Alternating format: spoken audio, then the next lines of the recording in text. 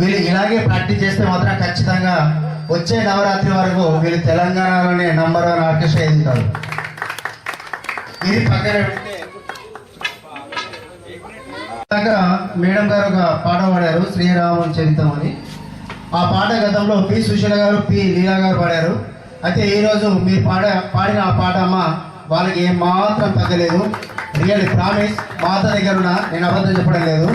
చాలా బ్యూటిఫుల్ పాడారమ్మా. Thank you very much. ఇది పక్కన పెడితే మన దగ్గర జానపద కళాకారులు సింగర్స్ చాలామంది ఉన్నారు. మంగిలి అని, లక్ష్మి అని, జానీ అని, ఇంకెవరబ్బా శిరీష అని. అయితే వీళ్ళందరికీ పోటీగా మరొక అబ్బాయి ఉన్నాడు.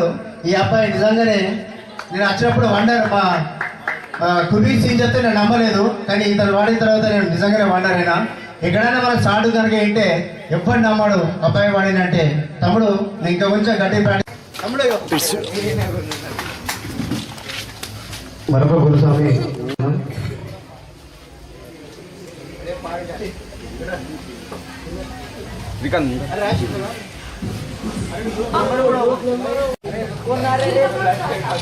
ప్రోగ్రాంలో కర్త కర్మ క్రియ అందరికీ ముఖ్యమైన శ్రీకాంత్ నిజామాబాద్ ఇతను కీబోర్డ్ వహిస్తుంటాడు. ఇతనికి సింగ్ గారు గంధం, అదేవిధంగా నెక్స్ట్ నరేష్ స్వామి గారు సింగర్ వీరు. వీరికి బాలరాజు గారు.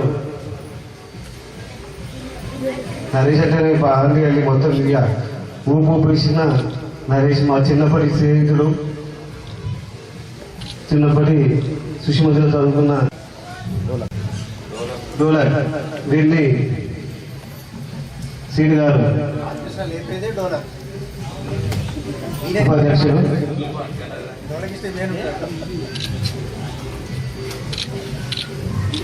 అట్లాగే శ్యాము గారిని వాయిసిన శ్యామును కుబీర్ సీనన్న సన్మానించాలని కోరుతున్నాం. అట్లాగే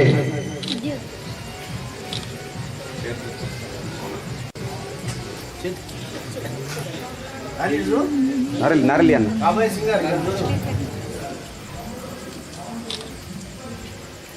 ఓకే. ఇప్పటివరకు ఏదైతే సీనన్న చాలా గొప్ప ఏపీలో అతన్ని మన తిప్పల సీనన్న సన్మానించాలని కోరుతున్నాం. దత్తు రేలాల ప్రోగ్రాంలో పార్టిసిపేట్ చేసి ఇక్కడ మంచి పాటలు పాడిండు.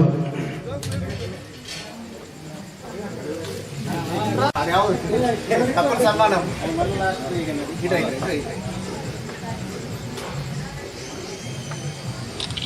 ఇప్పుడు జగన్ ఐసాయి గారు సన్మానించాలని కోరుతున్నాం.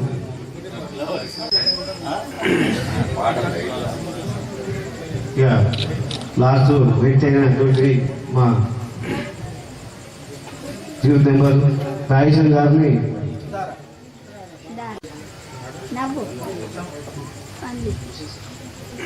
భూషణ్ సార్ సన్మానించాలని కోరుతున్నాం.